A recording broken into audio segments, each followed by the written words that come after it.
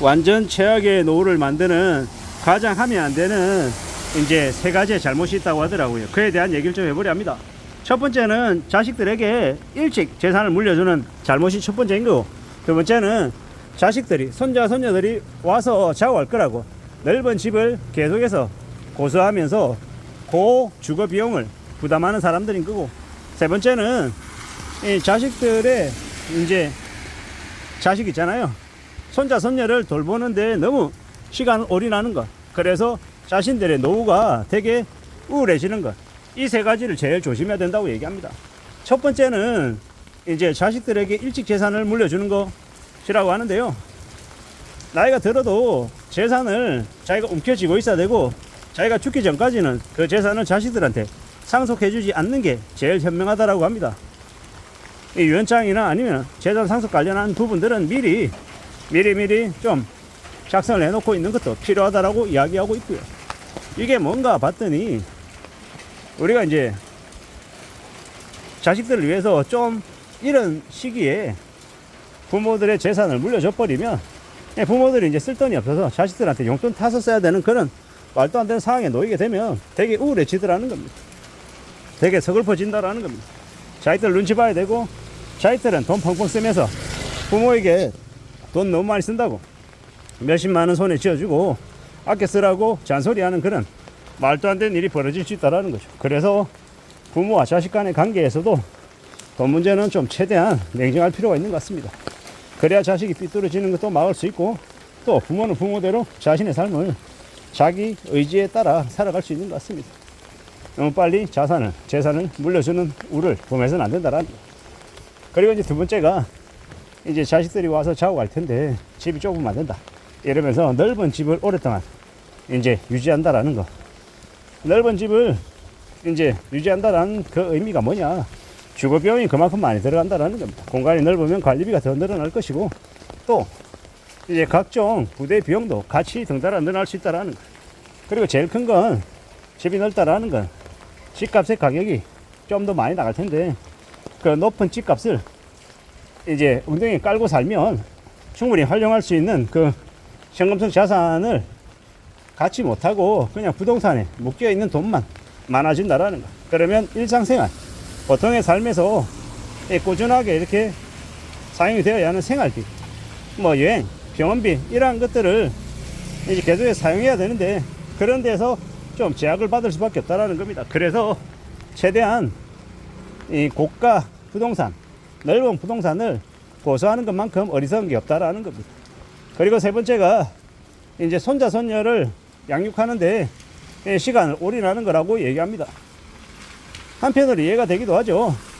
자식들이 예를 들어서 맞벌이 해야 되고 자신들의 커리어를 위해서 무던히 일한다, 그러면요, 이 부모된 입장에서 그래, 내 자식의 자식들, 손자 손녀들 키우는 거, 이런 걸 좀 해주겠다, 이런 마음들을 가질 수 있죠.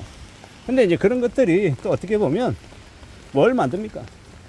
노년에도 자기의 삶이 필요하고 자신의 인생, 자신의 취미활동, 인간관계, 이런 것들이 필요한데, 그런 것들이 다 이렇게 차단되고 이 나이 들어서 노년에 독박육아를 하게 되면 삶이 되게 우울해질 수 있다는 겁니다. 그런 이제 불편한 현실들을 맞게 되면 노후의 삶이 되게 이제 무너질 수 있으니 그런 것들을 좀 대비하자, 조심하자, 이런 얘기인 것 같습니다. 요즘 이제 저도 이제 유튜브를 보거나 아니면 여러 가지 이야기들의 이제 뉴스들, 기사들 이렇게 보다 보면 무슨 생각이 드냐면, 점점 이 그 기사나 유튜브나 뉴스의 주 대상들이 나이가 점점 올라가는 것 같습니다. 50대, 60대, 70대로 말입니다. 예전에는 20대, 30대가 주류였다라고 하면 이제는요 40대, 50대, 60대, 70대 이렇게 좀 나이 든 분들이 더 이제 많이 보는 것 같더라는 겁니다. 그게 이제 변한 것 같다. 그리고 이러한 것들은 예전에 비해서는 점점 사람들이 이제 좀 더 젊어져 가고 있다. 요새는 그런 얘기를 합니다. 나이에 곱하기 0.8을 하라고. 60살이면 68, 48. 자기 나이가 60이면 실제로는 과거에 한 48세하고 비슷하다라는 겁니다. 자기가 50살이면 58, 40. 과거에 40살하고 똑같은 거고 비슷하다라고 보면 맞고. 그렇게 점점 이 수명도 길어지고 사회에서 이제 학창 시절의 기간도 좀 더 길어지고 여러 가지의 것들이 그렇게 변해가는 것 같습니다. 그런 이제 흐름 속에서 우리는 어떻게 살아가야 되나, 지금 내가 어디에 좀 집중하고 지내는 게 좋을까, 이런 생각은 국민은 하는 게 좋을 것 같더라는 겁니다. 그러는 중에 우리는 삶을 또 살아가는 거고, 우리의 삶이 또 어떻게 설계되고 어떻게 만들어지느냐에 따라서 또 우리는 어떤 의지, 어떤 각오, 어떤 결심을 하고 살지가 또 정해지더라는 겁니다. 살아간다라는 거. 그저 세상에 끌려다니면서 세상의 흐름에 내 몸을 맡기는 게 맞는지, 아니면 세상을 이렇게 잘 관찰하고 둘러보면서 그러는 중에 나의 의지를, 나의 결심을 관철시키기 위해서 또 무던히 세상을 향해 나를 또 내던지는 게 맞는 건지, 어떤 게 맞는지는 사실 정확한 정답은 없다. 하지만 내가 어떤 모드로 살 것인지는 내가 정하면 된다라고 생각합니다.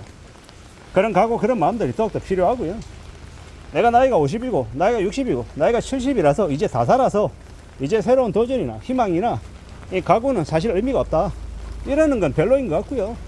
주어진 상황 속에서 자신이 어디에 좀 가치를 두고 살지, 이런 것들도 미리미리 정해놓는 거, 그게 아마 제일 필요한 것 같습니다. 예를 들어서 내가 나이가 65세인데 더 이상 일하는 것보다 남들에게 베풀고 남들에게 사회 봉사하며 살겠다, 이런 마음으로 또 주변에 있는 이웃들에게 보살펴주고 챙겨주고 격려해주고 이러면서 사는 것도 괜찮을 수 있다는 겁니다.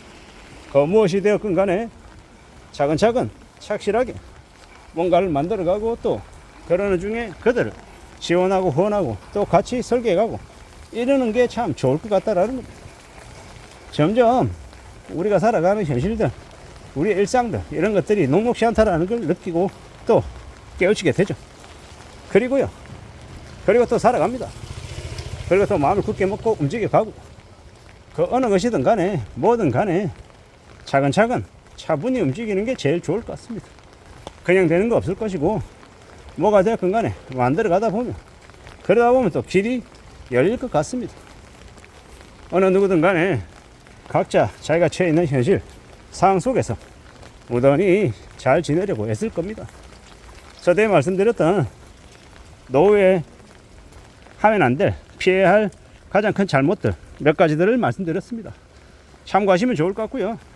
그런 일상 속에서 결국에는 나만 잘 먹고 잘 사는 게 아니라 나뿐 아니라 주변 사람들까지 같이 잘 먹고 잘 사는 그런 사회가 좀 만들어지는데 개개인들이 각자 기여했으면 좋겠다라는 생각을 해봅니다. 이상입니다.